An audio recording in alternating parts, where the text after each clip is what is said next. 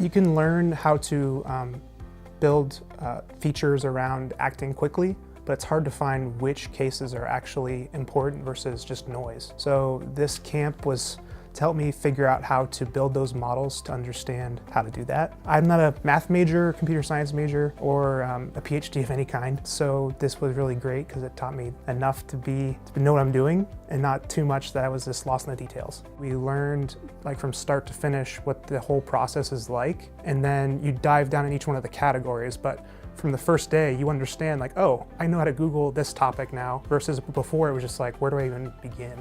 I would recommend this bootcamp because it's practical. A lot of things online and other courses are longer and they dive into the more theory and academic kind of implementation. If you were like me and you took an online course and you still just couldn't get it, yeah, this is probably for you because you can at least understand when to use which.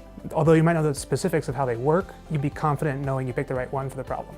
It's pretty intense, but at the end of the day, you've learned pretty much a college course in 5 days, which is pretty incredible.